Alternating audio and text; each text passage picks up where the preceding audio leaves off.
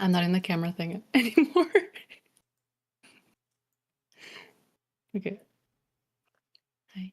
All right, buffering. It is now live. Okay. Hello, everybody. Okay. Welcome to Be With Artist episode 112, where we do a live Be With Artist event about art questions and answers. So we are currently a little bit early, 3 minutes. So if you're in the social networks, maybe in about 3 minutes, 2 minutes, you'll be pinged or you'll see a note that we're live. So we're just going to do a slight little preamble because I'm excited. This Iris, ever since I've seen her do her work live and checked out her portfolio and knowing everything that she's done over the past few months in the Control Art Delete Discord server and also with common friends like Prashan, who we have also interviewed here. Their work is something I aspire to, even if I get to half of that level. It's something that's absolutely, it's where she's on the moon. Let me put it this way. So You're too modest. You're also an inspiration. but I'm super honored that you're here. I'm really happy that you're willing to spend this hour to talk about your work, talk about your techniques, talk about color, 3D concept art, your art direction, visual development, everything that you do, and also about your new course. So, not only are you an excellent artist, but you're a teacher and a solid pillar in the community. So, Thank you. I try. okay, so where can we begin? I guess, how would you summarize yourself in this regard? Oh, okay. That's a tough one. Actually, it's funny because I recently answered a question similar to this, and I said I have called myself a pond creature, a person who draws, an art director, concept artist, visual development artist, color script artist, many things, but I don't really identify myself as just a walking career, more just a person who enjoys art and people and connecting with, just communicating in fun ways and appreciating life, nature, that. So I feel like I would more describe myself by the things I'm interested in and try to perpetuate or, you know, vibrationally spread or whatever, like just nature and things like that, rather than, oh, I do this task and that's who I am. It's a good one, yeah, because sometimes we I don't get know if that, confused. Yeah, I agree. Sometimes we get confused with what we do defines who we are, and we sometimes forget what we yeah. are is who we really are, which does sound a little bit good concept, but I'm glad you clarified that. Yeah, like I think it's good to identify in some capacity, of course, with what you do because it does shape who you are. But I feel like all artists pass through a period of overly identifying with what we do, and then we need to kind of cool it a little bit, become a human being who does art or who has artistic skills as a skill set. Yeah. That's right. So, where did this all begin? You've been here for a little while. I mentioned in my little teaser video that you're a veteran in the industry. It's been a few years. But where did this begin? When did you begin? Okay. So I would say as far as being a veteran, I wouldn't I would say that's like a time thing, but I don't know if it's necessarily a quality like every time like legendary kind of thing because I feel like the word veteran has such a weight to it. Like you deserve a medal or something, and I don't know. We'll see like how it all pans out. But I mean, overall, I feel that my career has been about 9 to 10 years of being freelance, doing, you know, creature, character, color, environment, all types of stuff. And most recently, in the last couple of years, art direction too, and teaching. But I would say that it all. Okay, how far are we going? Do we even say just when I was drawing or when I started to take it seriously? I could summarize. I guess, I mean, that's a good question because when you started drawing, you could have been, I guess you were very young, I suppose, like a child. Yeah, well, okay, I'll go over it real quick, and like, because there is, I guess, a history to starting to actually get work, right? But I think ever since I was a kid, I was always drawing. But then in mm, on the turn of like high school to college, I decided I was thinking about, do I want to do art or do I want to do business or do I want to do business and then art or something like that. And then, so the first thing in college I chose was honors social science commerce and thinking that that would be a good way to start business. Then I said, no, this is a little bit too just not quite right. So I chose fashion design instead. And then I finished that degree. But while I was finishing that degree, I thought I don't really want to be a fashion designer. I don't see it resonating with who I am as a person, or at Mm. least the industry of fashion design as I see it. Not that I resonate perfectly with entertainment art either, but anyway, you win some, you lose some. But at the end of taking, at the end of doing fashion design, I had been drawing all throughout and being on the internet and training and everything, like practicing drawing. But I decided, okay, actually, the thing I really want to do is uh, just even take seriously the idea that I could be part of projects that have inspired me the most. And those were games like Chrono Trigger, Secret of Mana, Super Mario RPG. Like games like that really affected me creatively, and things like Princess Mononoke, the movie by Ghibli, and that whole world. And I started to say, okay, you know, maybe I could actually do this. Like people are doing this. I could be one of those people. And it doesn't always feel tangible. Like that can seem really abstract, like you could actually be one of those people, you know? But I decided to take that seriously. And so in that, I went to this school for 3D animation. And then as I was at that school, I was just making sure that I really understood what that meant, you know, to be this artist that's part of these teams making these projects. And Mm. to me, that really was the way everything really started, because you could be drawing your whole life, but if you don't have more sort of grounded vision of what your skill set should consist of, or what you need to be good at to be part of a team, you know, actually making things, just yeah, I needed to ground myself in what that actually looked like, what I needed to be able to do. And so I started to really look for every resource I could. And one of the most important ones for me was this forum called conceptart.org. I don't know if you know about it, but This it one I do not. was very foundational to a lot of people in my industry, I would say, around my time at least. And it was a place where everybody had something called a sketchbook, and you would really see just how much they would draw to attain the skill level they had. And it really just showed me that I had no idea how much I should be drawing. I had been drawing not enough. I didn't have enough of a grasp on things. And so then I emulated what those people that I saw were doing. People like, I would say like Miles Johnson, and Ate Gailan, Snati, and Jana Shermer. Like many people were so inspirational in how you could just see that they put in the work and they thought about what they were doing and they gained skill, and then it just worked for them, you know? And so it was very much like your work speaks for itself. And so I thought, oh, you know, I've been thinking I'm an artist and whatever, but I have to like take it very seriously. And so that's when I think it really started. So it had all that, you know, I had been drawing, but it didn't amount to anything. And then only when I took it really seriously through the example of these other people who were doing it like very diligently, that was when things began. And then I would like talk to them and connect with them, become friends with them over time, and like just genuine, we shared genuine interests. And that's where everything took off, because also the aspect of the social thing of like connecting with other artists and gaining the skills that spoke for themselves. I think that people saw me grow and saw me like be an enjoyable person to have a conversation with. And so then things just started to kind of get offered to me, and opportunities arose. And because I was working on being prepared to seize those opportunities, that's why, you know, it just kept kind of snowballing.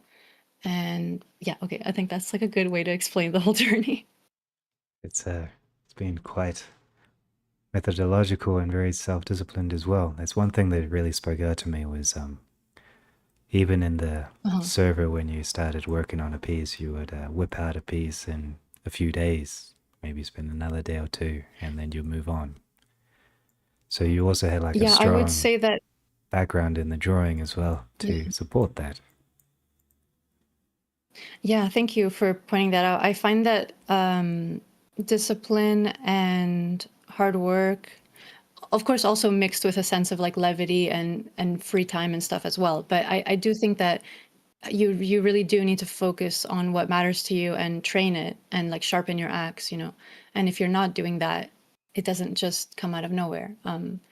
I think that it's a really good quality to be able to, you know, could sort of like delayed gratification. You know, I will put in the work, I will put in the effort, I will have passion for this, grow my passion, perpetuate my passion, and focus on it, and then it will grow. But if you don't focus on it, it will not grow. So how did you know what to focus on? I mean, you say mention the people that Mm, inspired you, but I noticed that you have a very particular style, shape language, you got a really beautiful sense of gesture, forms, you have thank you.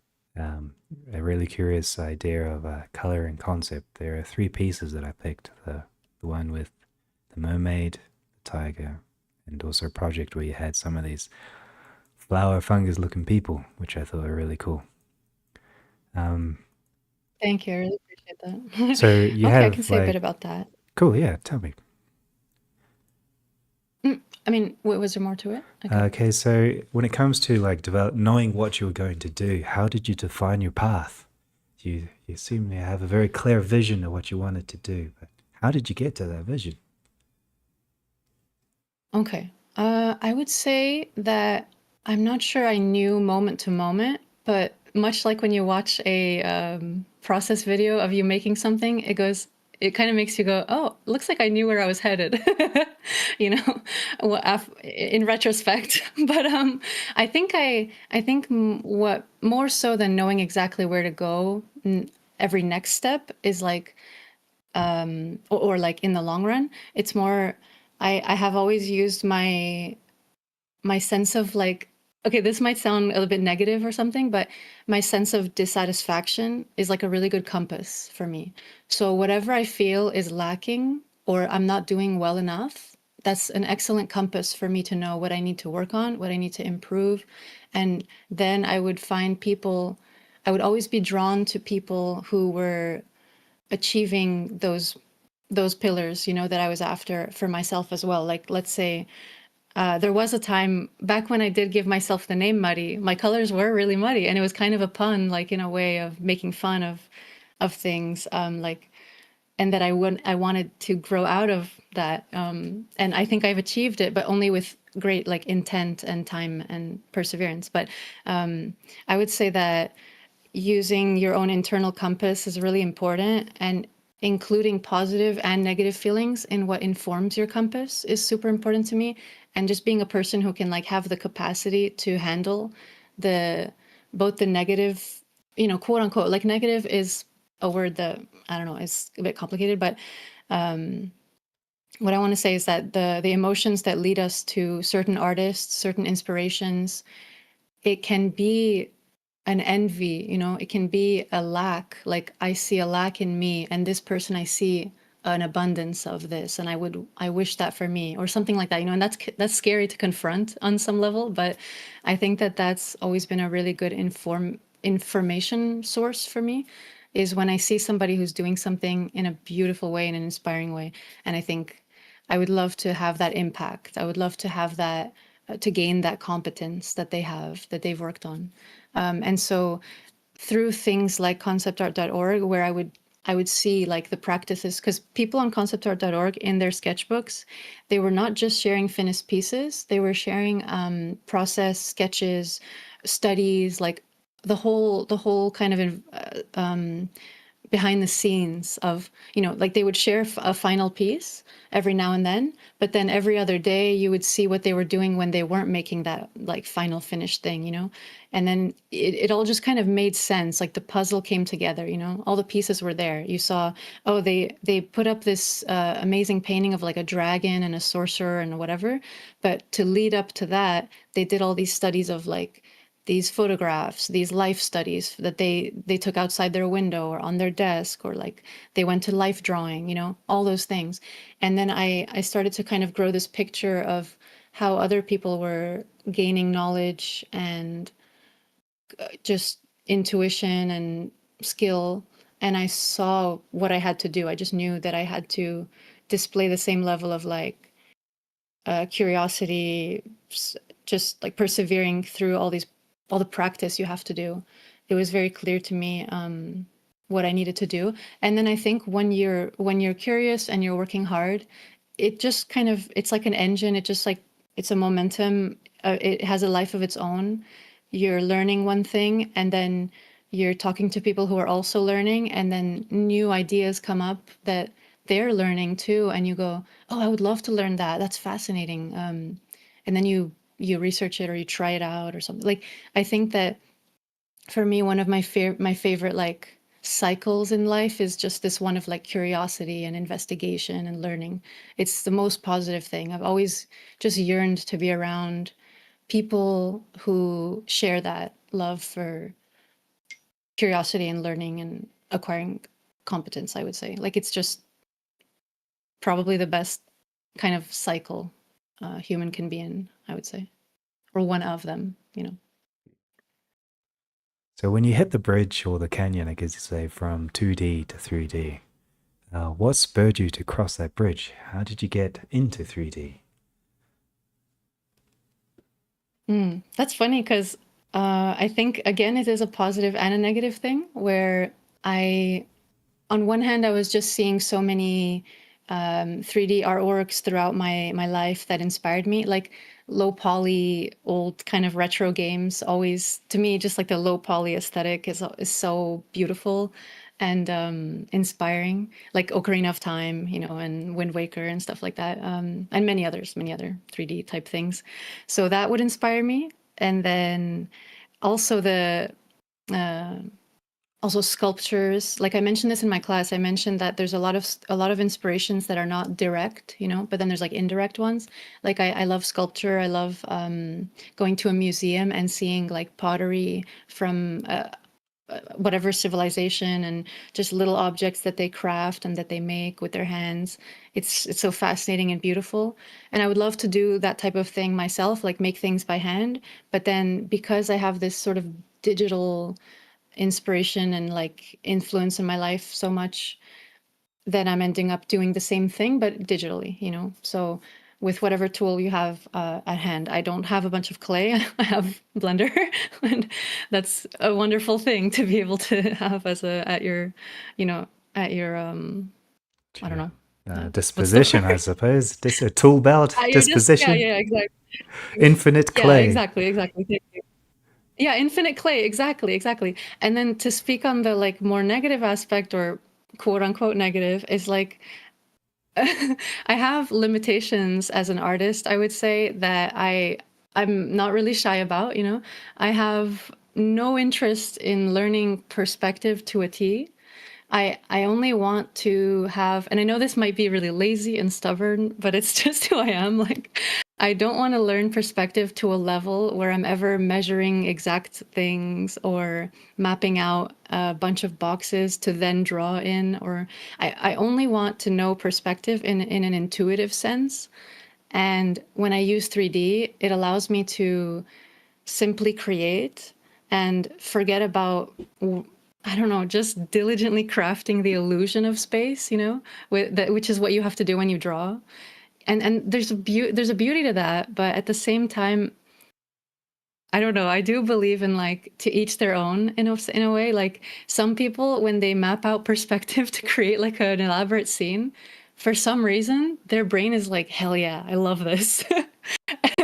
And for me, if I don't love it, I don't know how much longer I can do it. So when I found VR and 3D, I was thinking, wow, this is like the perfect tool for me because I just want to create and I just want to make something and have an idea and just sketch it out.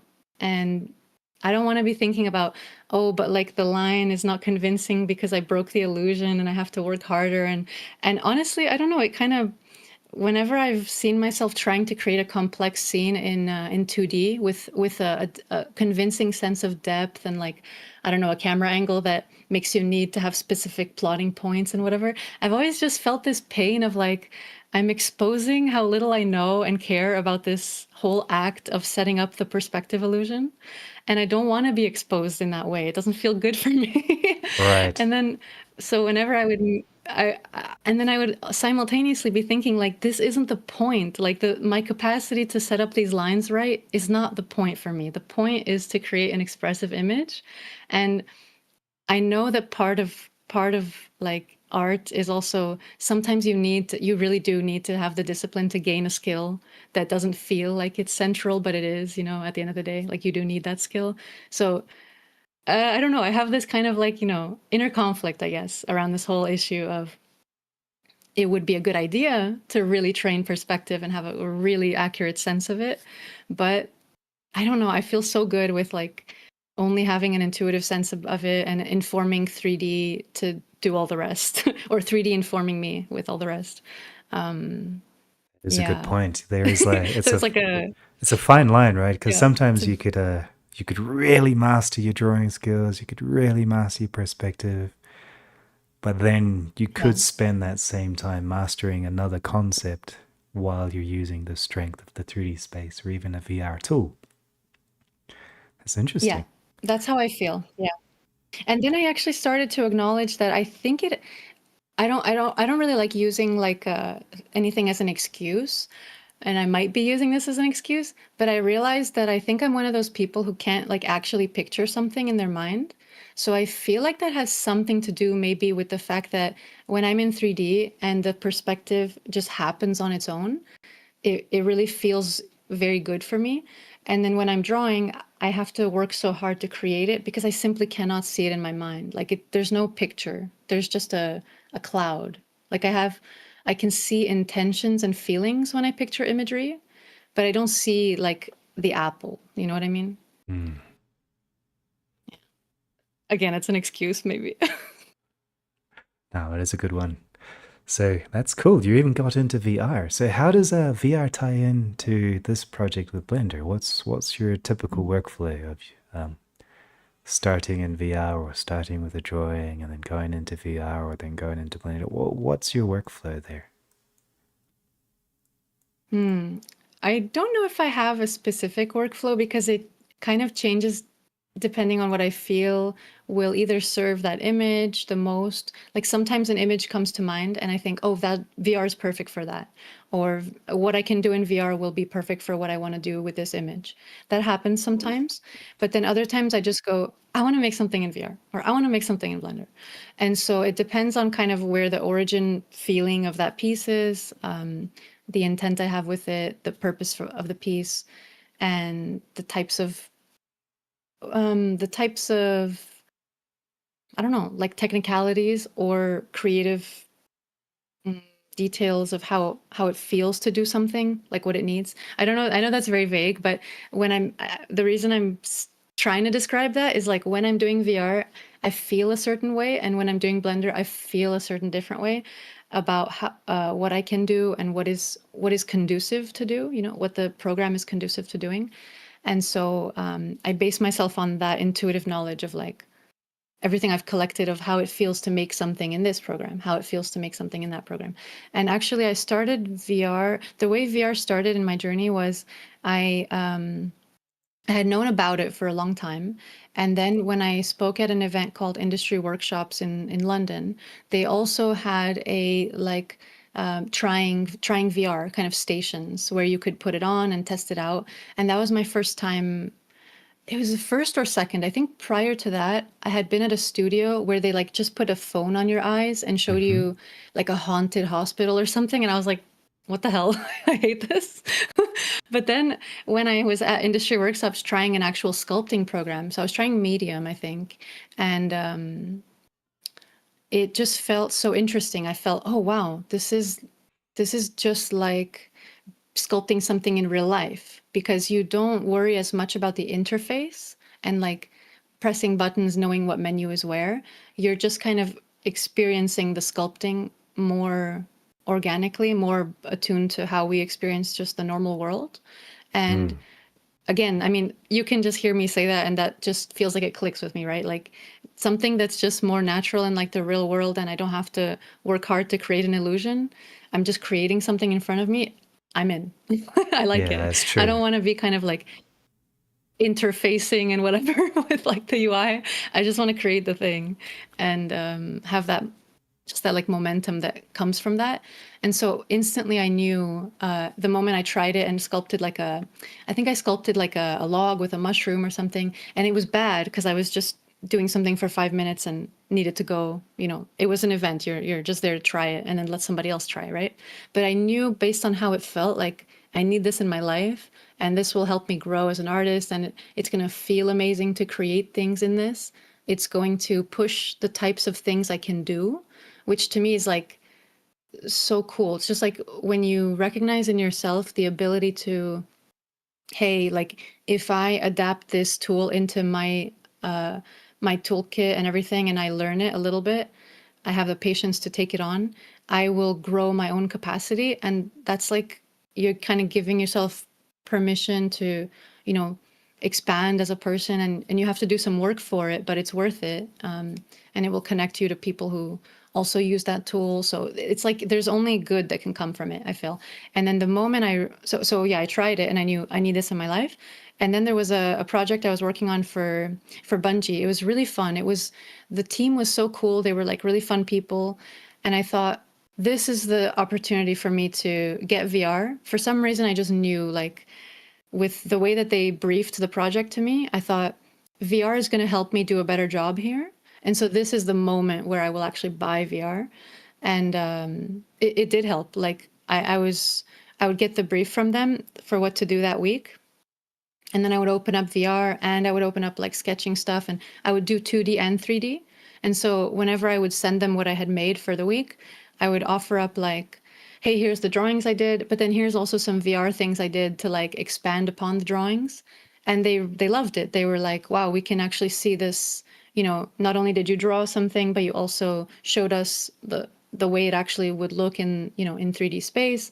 And so I just knew like how could that not help me be a better part of the team, any team that I can actually help visualize beyond just lines on a paper, like what it's going to be. And the fact that I'm just considering different aspects of like, the pipeline and trying to inform things. And it just was perfect. And then not only is that like useful, but then the feeling of creating things in VR for me, just Very good. it's like it's fun, it's useful, it's everything. It's nothing Very. you can go wrong. Yes, It's just so good. I have a Yeah. set here. I don't use it often because it requires a lot of VRAM to use, but Okay. I have Mm. used Gravity Sketch and I've used. You mentioned we got two questions. So when you were sculpting in VR, which was the software that you were using? You mentioned Medium, right? What do you use now? Oh yeah, yeah. It's funny. I kind of use this like triforce of softwares because they all do something that the other doesn't do, but they all do Right. something what they do they do really well. So I use Gravity Sketch, Medium, and Quill just Quill. all the time. And so Gravity Sketch is a bit more like closer to Blender, but then a bit like imagining 3D plus vectors, I guess. Because like how in when you use a curve, you can change the Bezier points and stuff. That's kind of how Gravity Sketch is. You can always just change the control points, and then when you bake it out, it's like a mesh. But you can also create mesh in Gravity Sketch. Medium is more voxel based, which is quite interesting as well. Hmm. And Quill is like flat paint strokes of color in 3D space because there's no lighting, but they're basically like mesh, but it's just vertex color strips and blobs, I guess. Beautiful. So it's kind of more like if you were painting with no light, but you create the light and you can also animate. Like each, I wish that there was a blend of the three, but they each have different philosophies and ways of working. So it's just not realistic of me to want Yeah. one that does Hopefully, everything. as far as I know, Blender has been developing heavily into VR integration inside of the software. And they had I just got, sure hope so because yeah, yeah. Medium is a part of Adobe. That's fine. Yeah, I would certainly I hope think so so, but too. Medium is free as far as I know, but then they have this other thing called Substance Modeler, Which which is is a very little bit good. different. And I think, yeah, it's very good. Yeah. I have to look into that one. I haven't put enough time into it, but Medium does what it needs to do for me. So, yeah. These are all good. Yeah, I totally agree with you when it comes to the VR. Like, there's a restriction when it comes to using a mouse and a keyboard. You're stuck on a 2D plane Yeah, with the mouse or a stylus, and with the keyboard, you're stuck on a exactly. 1D plane. You're just like 1D, one dimension going forward with an intention. But when you suddenly hold a controller in your hand and you can see where it is floating in 3D space with the goggles, just something changes. It's a very cool Yeah. concept, and it's very cool that you use it in a professional sense. I love hearing about this, and I can't Yeah, wait. yeah. And what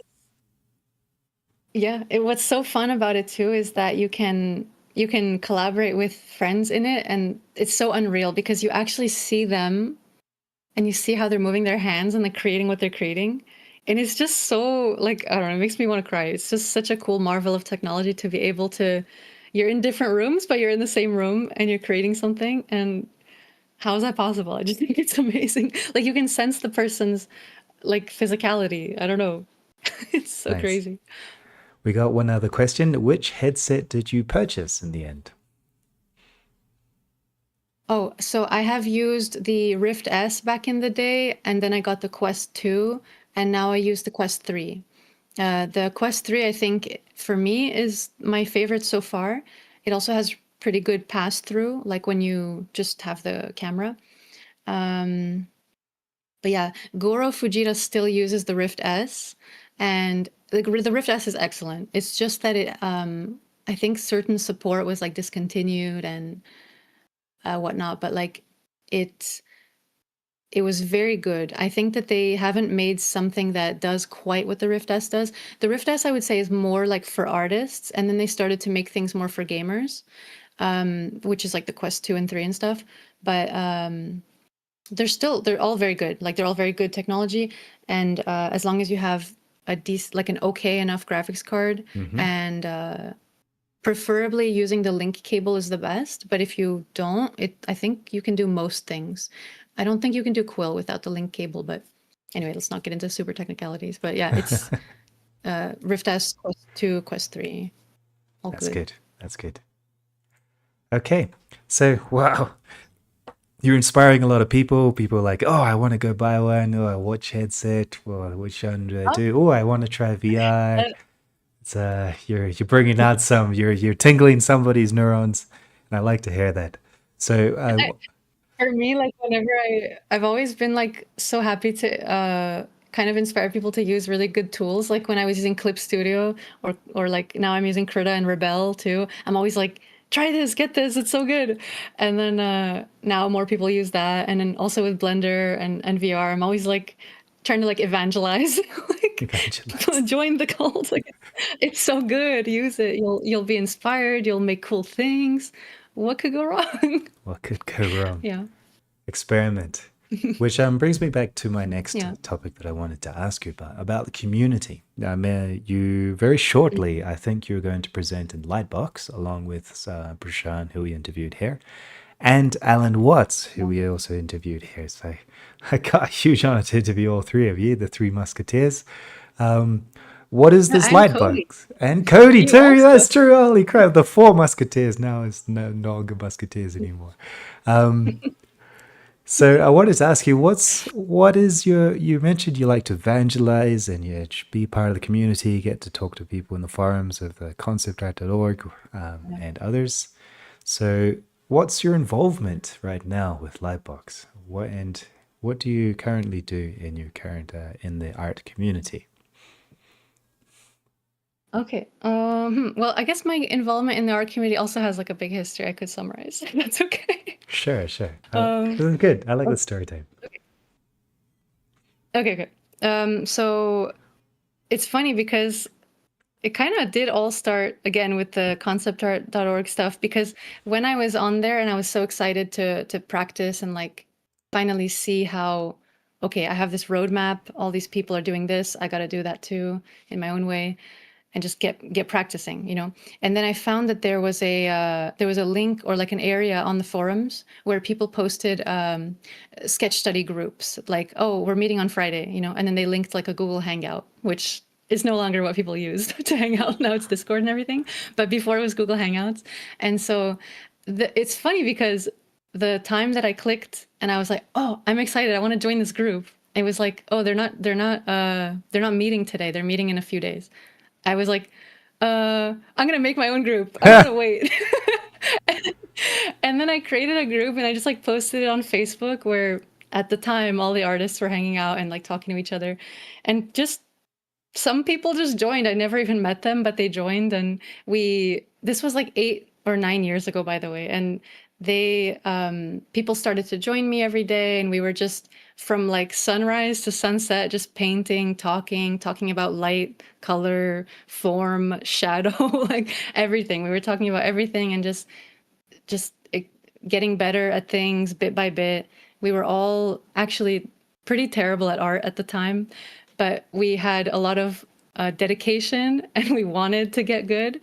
And we were, I think, bouncing off one another, just perpetuating each other's like knowledge and like motivation. You know, the the motivation we brought to each other just by being in a room, like a digital room together drawing, was so, I think, just powerful. Like we would just log on and just share our screens and just draw and talk about like, oh, nice shapes there, keep it up, and stuff like that. And so that community is still alive today, but like it's gone through different phases. It was on Facebook and then now we're on Discord, but a lot of people like come and leave every few years. And, you know, for me, I'm just the one sticking around, like still trying to just make a positive environment for whoever wants to show up. And, you know, for me, that really means a lot. Just being able to meet people who make art, talk to them about art, about their life, and make friends. I think that for me, that goes back to being a kid. When I was a kid, I just really liked having friends who were interested in nature and art and games and just like interesting, I don't know, cool things, you know, the brain, the science, whatever it was. And I would just hang out with whoever had like a passion for something. And I was always yearning for like I remember this having this specific thought in high school. I was thinking, okay, so in college I'm going to meet people who are more interested in things, right? Because they're not here in high school. Like so and then every time I would like kind of level up in age or whatever, I was like, okay, so where are the people that are really interested in things? Like because there's not that many of them. But then I would like gravitate towards wherever those people were who had passion for things and who were curious and investigating and learning and, you know, growing as people. That's always been my favorite type of people. And as far as the creative industry, I think that there's a high concentration of that type of person, you know, who is like spent time training some skill, has specific interests that fuel them, that inspire them, that they would like to talk about and share. And I just feel like there's a lot of people like that in the creative field. And not all of them are, you know, good people. Some of them are bad, but I think the percentage of good person is relatively high in our field. So, you know, it feels good to continue to just just care about community and be involved in it. And as far as Lightbox, Bobby Chu, who with help as well, like not just Bobby Chu, but Bobby Chu is to me like a role model for me. I really look up to him, and he has always put up like interviews, videos of him, similar to what we're doing right now, talking to artists and asking them how they got to where they got, what work they had to do to get there. Like I remember he's interviewed Nathan Fowkes, Marcello Vignali, a lot of people, and I've always watched his interviews. They're like since way back on YouTube. And then he did again with other people as well, but Schoolism, and then he started Lightbox. And I've always followed Bobby's path as like a just someone who admires what he does, and he really embodies, like if you can tell already, he embodies things that are important to me, right? So like learning, community, sharing information with people, sharing excitement, perpetuating like momentum of learning, of just advancing yourself as a person and all that. And so he's always embodied that to me, and so I've tried to like befriend him over time and let him know just how he's had a positive influence on me. And so through that connection, is just kind of asking like, hey, can I do something at the event, or can I talk about something? Can I share some ideas that I think will help people? And then it blossoms into something. But it's only because whenever that's happened for me, whenever people have given me an opportunity to like share or work on something or whatever, it's always been because they've seen how much it matters to me, how much I care, how much I work, how much I try, And even if I'm not perfect or I don't know every single thing about anything, they always just see how I'm involved, and I try and I continue to grow. And so I think they just can sense that like I just genuinely care, even if I don't always do a perfect job at whatever it is. But they go, oh yeah, she cares, so like give her the opportunity to try. And yeah. Whoa. So can we have a sneak peek of what you're going to present in Lightbox this year? Oh, at Lightbox, we're kind of, so the intention of our talk, Prashant, Alan, Cody, and I, we're talking about using Blender as your best friend for VizDev. But I guess the idea of that is that not only does Blender have or provides you with like a good capacity of what you can do concerning VizDev and art and everything, so you can do a lot of things technically with it, but then also it's like welcoming, it's friendly, it's you ideally you would have a sense that it wouldn't be impossible to break through with Blender. Like you could do it, you could learn it, you could approach it in a way that is interesting to you, fun to you. Yeah, so it's basically we're trying to make it, because we have already passed that barrier, as ourselves, the presenters, we've already passed the barrier of like entry, I guess, as far as approaching Blender, taking on Blender as a tool and like learning how to use it, right? We know that about how to use it, but then we want to present it to other people who maybe are still kind of, reluctant. They're looking at Blender off in the distance and they're like, that'd be cool, but I'm Yes, kind of scared, or I've noticed I don't that know, wall. I've I seen don't that know how wall. to. Everybody's seen that wall. Everybody's heard an artist talk about that wall, or experience it themselves.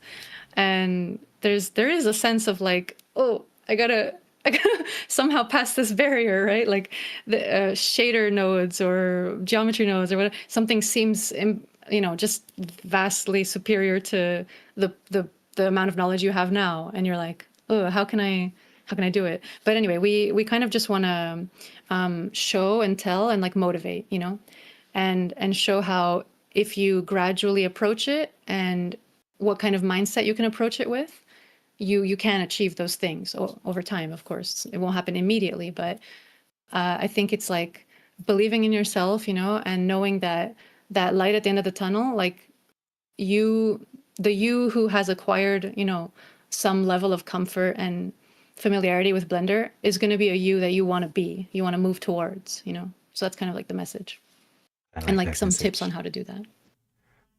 Yeah. I like that message a lot.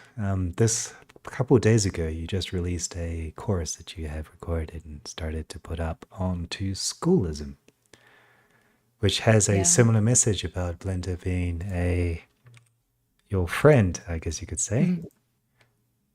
Visitive Yeah. sketching, befriending Yeah. Blender.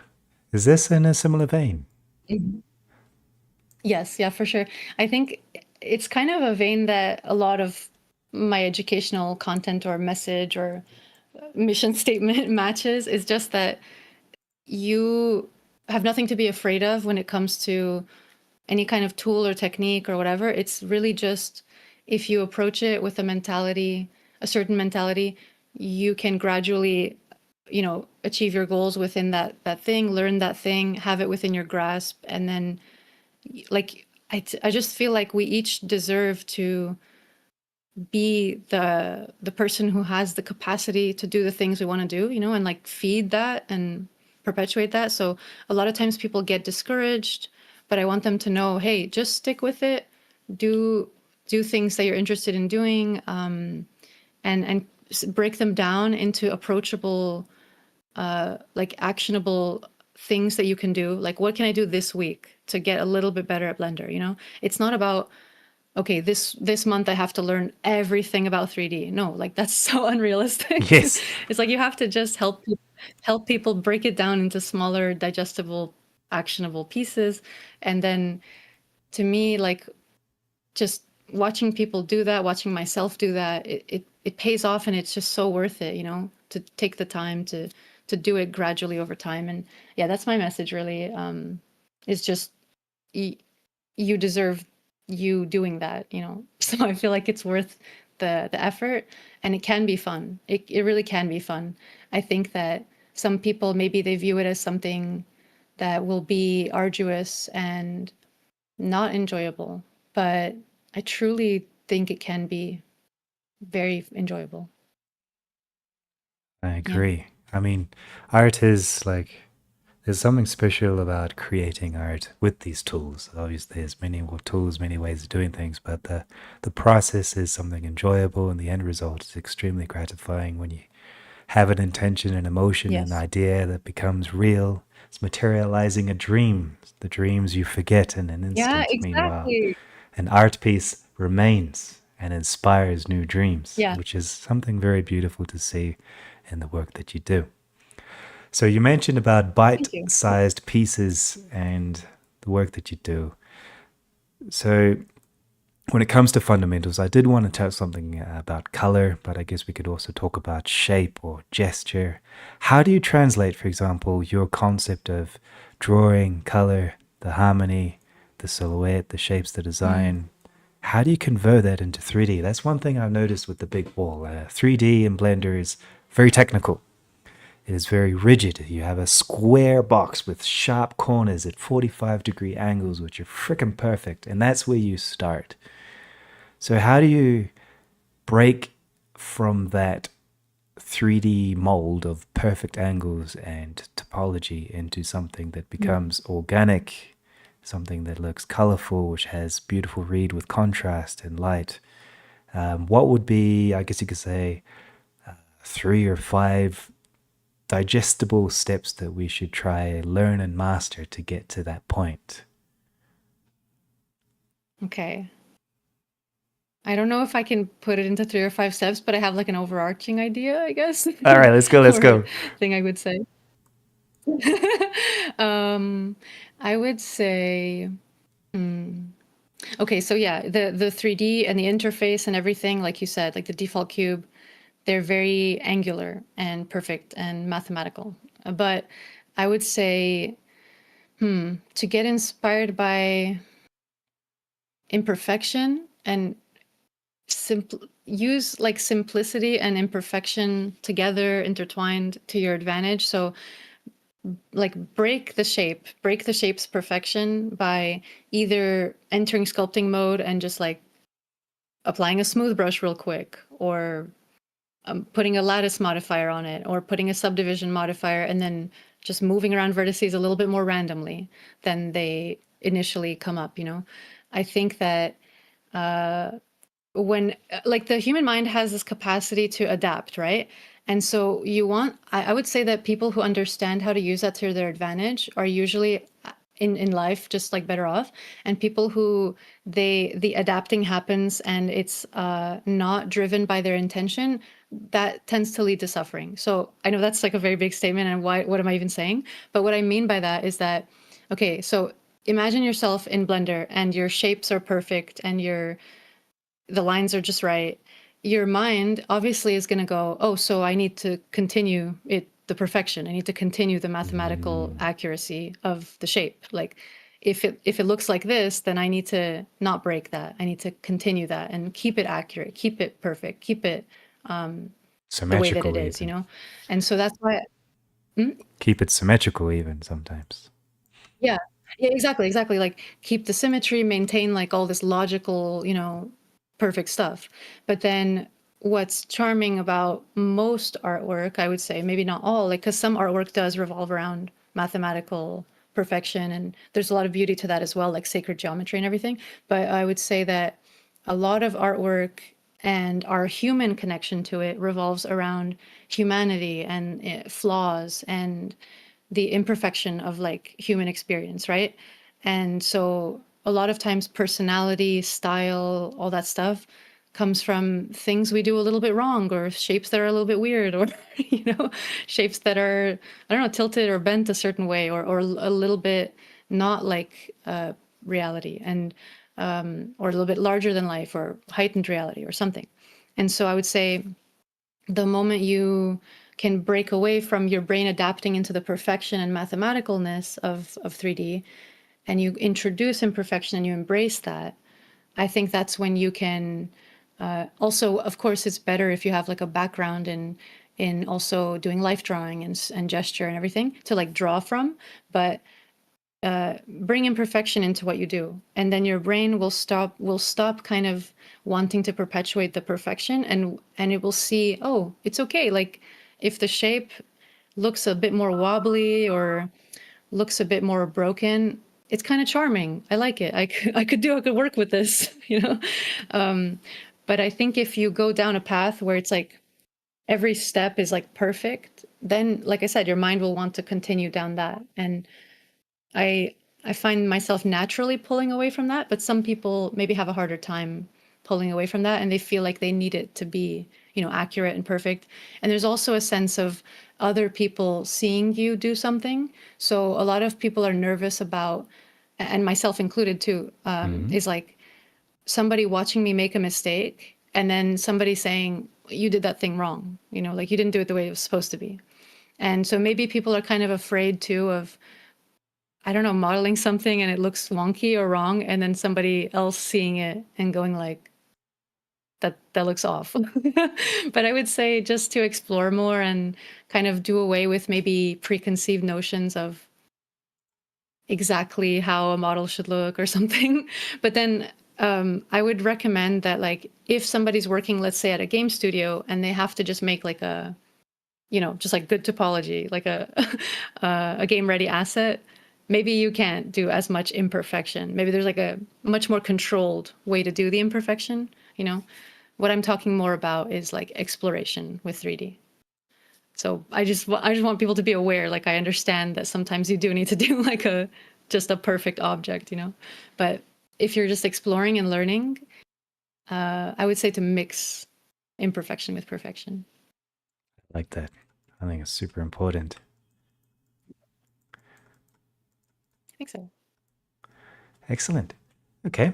So I'm going to open up the chat to any questions if we have any more. This was a very Mhm. interesting journey. I mean, just digesting all of your artwork as we were talking, the pieces that you've done in 2D, the colors that you work, the shading and the lighting, the journey of Thanks. understanding where you came from, how you got good with the community, working with the community, being inspired by the community, and being a part of it, and also being a cornerstone of initiative to keep pushing through and being exploratory, brave, trying new tools, trying to understand how to work, not only just for yourself, but also for your clients, for the brief, for the project, which has attracted excellent projects to your general work and how you transmit what you are as a person, the imperfections of being human, the asymmetry of what life is sometimes, and transmitting that into the shapes and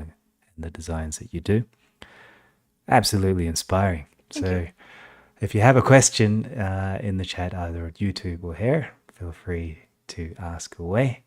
And meanwhile, before we tie this up, do you have any last thoughts that you'd like to share about the work that you do? And also, are you willing to Thank you. do kind of a piece of art together with us sometime? Maybe I'm thinking that would be fun to do. I mean, we have a competition to do a splash screen for the next Blender or B4Artist 5.0. Maybe we have some prizes. I'm still working on it, but I'll be announcing the competition tomorrow, which means we have 2 or 3 weeks to create an art piece as a splash screen. But it would be fun to do some artistic work or drawing and things like that. I do practice drawing with my Spanish friends, but we're not good. It's like blind people leading blind people at the moment. But it'd be fun to do something here if you want one day. That's okay. I mean, you're saying it's not good, but after being in art for so long and seeing the different ways and the different kind of tunnels we can go down mentally with art and working on our craft and everything, I have come to conclude that people who are having fun are the right ones. And sometimes the people who are only gaining skill but not having fun are not as right in some ways, you know? So I don't know. I don't think it's bad what you said. I think it's awesome actually. Okay. And yeah, thank you for your kind words about my work. I don't know what to add. I think Spencer has a question. Yeah, yes, he does. So he has asked, do you find yourself going back to the same stories or themes in your art? Are there any that stick out to you in particular? I feel called out. I do. Oh, I really? mean, yeah. Okay. Yeah, wait, Spencer, why would you say that? I don't know what you're talking about. No, Yeah, I'm what's kidding. the common But theme? I think I do. I feel a lot of, yeah, I do common themes for sure. I think that in general, I create a lot of pieces around just nature. Like nature is the biggest visitor in my art themes list. And then nature, and I would say like contemplation, like maybe contemplative characters or characters who are just experiencing the world around them. I think because have always felt like a person who I've always felt like an observer and a taking in kind of like I walk around and I just look at things or I listen or I observe. So like observing and contemplating, I think is a very common theme. If you look at the faces of my characters, they're very often just like feeling and thinking and being in the space. And also a common theme is just a lot of different aspects or like facets of just wholesomeness in general, because that's the type of thing that I like to just live by, I guess, where people are either appreciating another creature or appreciating a person or sharing a moment together, like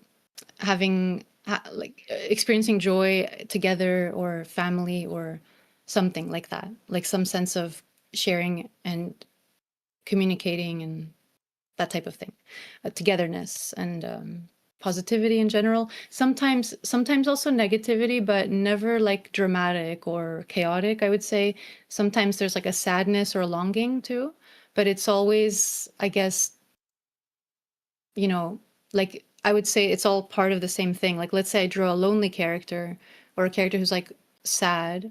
It's probably because I'm calling to the importance of the togetherness. You know what I mean? Like it's always kind of revolving around those themes that just mean something to me in life. So yeah, I think that stuff is constantly showing up in my work. And I would say too, like as far as visually, like grass, trees, mushrooms. I would say like also tribal attire. Like I've always been interested in like nomadic peoples and the things that they wear, the way that they like just have fabrics tied around different objects and things like that, or like tassels and just kind of the whole like anthropology and culture of like what do people have available to like put on or wear, and that aspect really interests me, like just clay pots instead of like a high-tech storage unit or whatever, you know. I like there's just the kind of like humanity and the primalness of that, I would say, like taking us back to our roots in a sense. And I also think that in a sense, when you draw like a forest creature or a fairy or something like that, it kind of takes you back to that sense as well, just like humans in our very basic, like just our body and what we imagine to be in the forest, you know, like a fairy or something. It always kind of comes down to like old myth or old ways of life. Those things interest me a lot. And then I do also like technology too, but I think in a specific way. Like I'm more likely Yeah. to draw a robot planting something or offering a kid a gift or something like that than like a dystopian landscape or something. I'm very kind of selective about what I want to spend my time doing. So, yeah. That's good. It also gives you a general message behind the art which ties it all together. So it is very I try, yeah. nice. It's clear. And Spencer clarifies that he just saw himself doing it too. So he wanted to see how others handle it. Yeah, I mean, as far as handling it, like it's been something where I feel conflicted sometimes about it. I'm like, I'm so predictable, but at the same time, I don't know. You're just gonna fake something that you're not? I don't know. I'm good with it. I've learned to embrace it. Yeah. And also you have kind of, sometimes I also notice a Latin touch every now and then. Like some Peruvian inspired or Yeah, Spanish architecture. It's kind of interesting. for sure. Yeah, that Oh, warmth. Hmm. I love it. Okay, well, that's the art for today. There is one other question, but it is a controversial one about the thoughts on replacing artists with AI. But I think we've hit the time cap at the Hmm. moment with 60 minutes. So we'll leave it at that for today. Yeah, And in this I don't case, see I think, myself as the right for yeah, that. and I don't think you could ever be replaced either with the things that you do at the end of the day. Thanks. But That's not within my power to decide. I just do what I do. But yeah, exactly. thanks. Okay, so thank you everybody for joining. There is a rumor that the Thank you. next guest will be Gleb Alexandrov from Creative Shrimp. I just need to arrange the time and the day. So stay tuned in the next There's a couple of rumor. weeks. And thank you for joining and thank you for sticking around till the end. It was a good turnout. Thank you, Iris, for your time. And I'm really excited to see where you go with Lightbox, to see where you go with your courses, your artwork. Every piece is a delight. I love digesting it was a huge honor. Downloading the images and checking them out and looking at them nice and close during this whole time. Every time that I see you work and share your stream is also a huge honor, and I hope to continue doing this up into the near, into far future. So keep doing what you're doing, and Like, you got a fan. I'm a big fan. So thanks for your time. I'm a fan of you as well, especially that really paintbrushy project you did. It was so cool. I love how you mix technology with experimentation. Like, you're just one of those people, you know, that I talked about. I've always been trying to gravitate myself towards. So thank you so much. It's Oh, mutual. all right. Mutual feedback. All right. Thanks. And so I'll see you next time, and I will